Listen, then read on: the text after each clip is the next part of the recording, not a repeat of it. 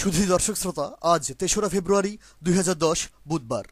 বাংলাদেশে জাতীয় সংবাদ মাধ্যমসমূহে প্রকাশিত সংবাদসমূহের উল্লেখযোগ্য অংশ নিয়ে সম্পাদিত অ্যানালগ নিউজ রুমে স্বাগতম।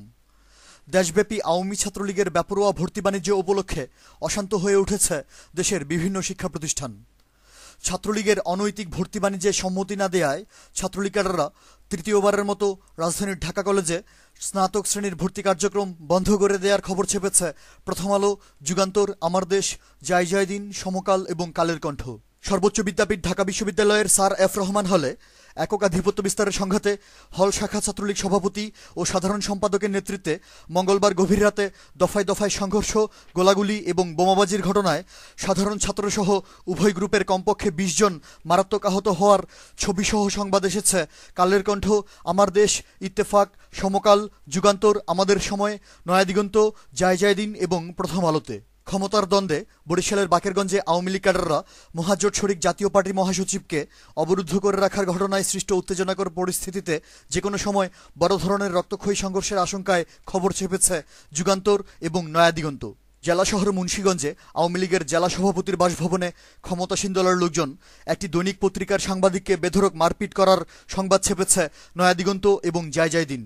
আওয়ামী যুবলীগ ক্যাডাররা ঢাকার সাভারে আনসার সদস্যদের উপর হামলা করে অস্ত্র ছিনিয়ে নেয়ার সংবাদ এবং পর্যটন নগরী কক্সবাজার ও খুলনার পাইকগাছায় সরকারি দলের লোকজনদের কাছ থেকে অবৈধ অস্ত্র উদ্ধার হওয়ার খবর ছেপেছে প্রথম আলো, নয়াদিগন্ত ও মানবজমিন।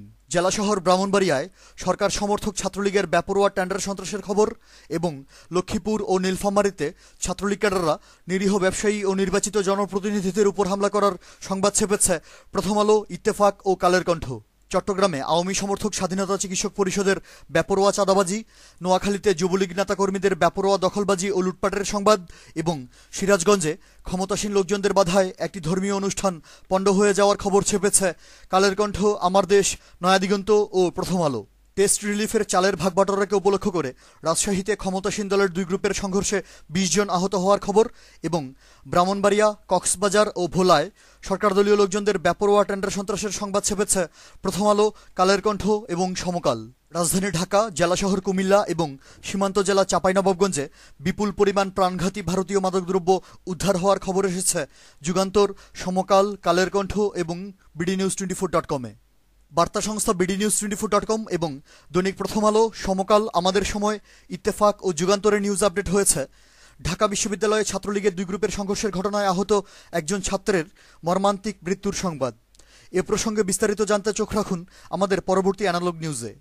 অ্যানালগ নিউজ আজ এ পর্যন্তই। আমাদের পরবর্তী নিউজ শোনার আমন্ত্রণ জানিয়ে আজকের মতো বিদায়। ধন্যবাদ।